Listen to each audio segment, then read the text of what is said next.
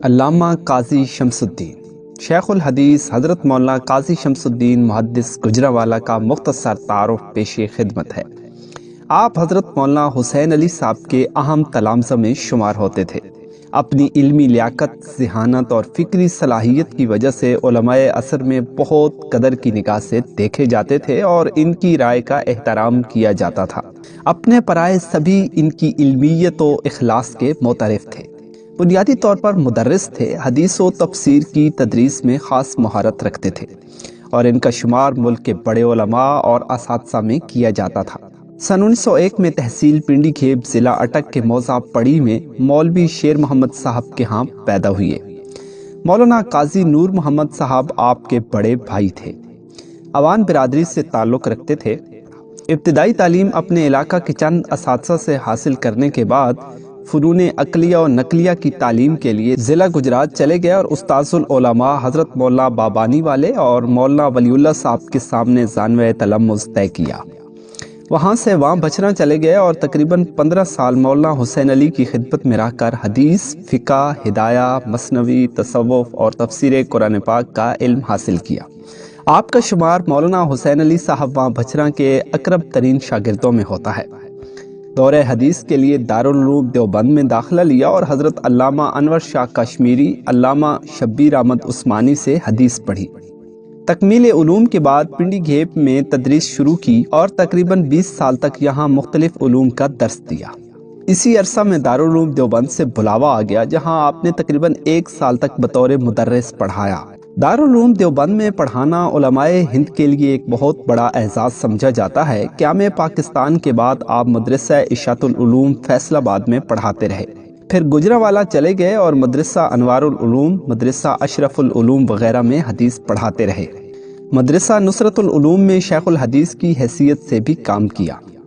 مسئلہ حیات النبی صلی اللہ علیہ وسلم میں اختلاف کے باعث مدرسہ نصرت العلوم سے علیحدگی اختیار کر لی اور جامعہ صدیقیہ کے نام سے ایک نئے مدرسہ کی بنیاد رکھی اور تعدم آخر اس سے وابستہ رہے۔ حضرت قاضی صاحب معتبر عالم دین ہونے کے علاوہ ماہر فن استاد تھے اور آپ کے حلقہ درس کی ملک بھر میں خاص شہرت تھی۔ آپ کا اسلوب درس منطقیانہ، مناظرانہ اور محدثانہ ہوتا تھا اور دور دور سے لوگ آپ سے پڑھنے کے لیے آتے تھے۔ حضرت قاضی صاحب نے نقشبندی مجددی طریق پر حضرت مولانا حسین علی صاحب سے بیعت کی اور ان سے خلافت حاصل کی۔ آپ کا شمار حضرت مولانا کے اجل خلفاء میں ہوتا تھا۔ اپنے شیخ و مرشد کے ذوق کے عین مطابق ان پر بھی توحید کا غلبہ تھا، مگر اعتدال کے ساتھ وہ دینی معاملات و مسائل میں افراط و تفریط کے سخت مخالف تھے۔ مولانا حسین علی کے تلامذہ نے اشاعت التوحید و سنہ کے لیے ایک مرکزی تنظیم تکمیل دینے کے لیے کوشش شروع کی تو حضرت مولانا قاضی شمس الدین اس میں پیش رہے اور تنظیم کا نام بھی آپ نے ہی تجویز فرمایا اور دستور ساز کمیٹی کی چیئرمین بھی آپ ہی مقرر ہوئے۔ حضرت مولانا قاضی نور محمد صاحب کی وفات کے بعد جماعت کے نائب امیر بنائے گئے اور آخری دم تک اس منصب پر فائز رہے۔ حضرت مولانا قاضی صاحب عالم باعمل اور صوفی متبع شریعت تھے۔ عبادات نفلی کا خاص اہتمام کرتے تھے۔ عمر بھر اشراق و تہجد کے نوافل پابندی سے ادا کرتے رہے۔ اس کے علاوہ درس قرآن عمر بھر کا معمول رہا۔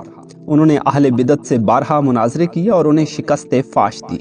سادہ لباس پہنتے اور سادہ بود و باش رکھتے، مولویانہ تکلفات سے کوسوں دور رہتے تھے۔ مہمان نوازی ان کا خاص وصف تھا۔ 1958 میں جب علماء دیوبند میں حیات النبی بعد از وفات النبی صلی اللہ علیہ وسلم عنوان پر اختلاف پیدا ہوا اور طرفین نے تقاریر و خطبات کے علاوہ تحریرات میں بھی طبع آزمائی کی تو حضرت مولانا قاضی صاحب نے مسالک العلماء فی حیات الانبیاء کے نام سے ایک معرکۃ الآراء کتاب لکھی، جس میں سیدنا صدیق اکبر رضی اللہ تعالیٰ عنہ سے مفتی کفایت اللہ دہلوی تک کا مسلک واضح کر کے دعویٰ کیا کہ ان کا اور ان کی جماعت کا مسلک قرآن و سنت اور سلف صالحین کے عین مطابق ہے۔ حضرت مولانا قاضی صاحب کی اس مدلل کتاب کا جواب آج تک نہیں دیا جا سکا۔ اس کتاب پر مولانا محمد منظور نعمانی کے جریدہ الفرقان لکھنؤ میں تبصرہ کرتے ہوئے مولانا کے صاحبزادے اور مدیر الفرقان مولانا عتیق الرحمن سنبھلی نے لکھا کہ چند سال پہلے حیات النبی صلی اللہ علیہ وسلم کا مسئلہ پاکستان میں بڑے معرکہ کا آغاز ہو گیا تھا اور شاید اب تک اس کے اثرات باقی ہیں۔ اس سلسلے میں فریقین کی طرف سے چند کتابیں بھی نکلیں، مولانا قاضی شمس الدین صاحب کی یہ کتاب اس فریق کے زد میں ہے جو قبر میں انبیاء کے لیے بعین ہی حیات دنیاوی ثابت کرتا ہے۔ کوئی شبہ نہیں کہ نہایت فاضلانہ کتاب ہے اور اس موضوع پر کلام کے لحاظ سے اس سے زیادہ ٹھوس کتاب ہماری نظر سے نہیں گزری۔ زبان ضرور خالص مدرسانہ ہے اور وہ بھی پنجاب اور سرحد کے اساتذہ والی ہے۔ اس کے علاوہ اسی موضوع پر ان کی 2 اور تصانیف القول الجلی فی حیات النبی صلی اللہ علیہ وسلم اور الشہاب الثاقب علی من حرف الاقوال والمذاہب بھی تحریر فرمائیں۔ قاضی صاحب اور ان کی جماعت کا مسلک چونکہ علماء کے نزدیک قرآن و سنت کے عین مطابق تھا اور قاضی صاحب کا علم تحقیق بھی اظہر من الشمس اور مسلم تھی، چنانچہ 1963 میں مصالحتی مذاکرات میں مولانا قاری محمد طیب معتمم دارالعلوم نے فریقین بلکہ علماء دیوبند کے مشترکہ موقف کو ضابطۂ تحریر میں لانے کی ذمہ داری بھی آپ کو سونپی۔ حضرت مولانا قاضی صاحب کو تحریر و تصنیف سے بھی دلچسپی تھی۔ انہیں عربی، فارسی اور اردو تحریر پر عبور تھا۔ ان کا اسلوب تحریر خالصتاً عالمانہ تھا۔ انہوں نے قرآن پاک کی تفسیر بھی لکھی، اس کے علاوہ کتب حدیث کی شرح اور بعض نصابی کتابوں کی شرح لکھی۔ ان کی تصانیف کے نام درج ذیل ہیں: تفسیر تیسر القرآن، تفسیر قرآن بطرز جلالین، کشف الورود، شرح سنن ابی داود، تعلیقات شرح مشکات، شرح عبد الرسول فارسی، رسالہ تراویح، مسالک العلماء فی حیات الانبیاء، القول الجلی فی حیات النبی، الشہاب الثاقب، تسکین القلوب، ارشاد السبیل۔ حضرت قاضی صاحب کے اسلوب تدریس کی اہل علم حضرات میں بہت شہرت تھی۔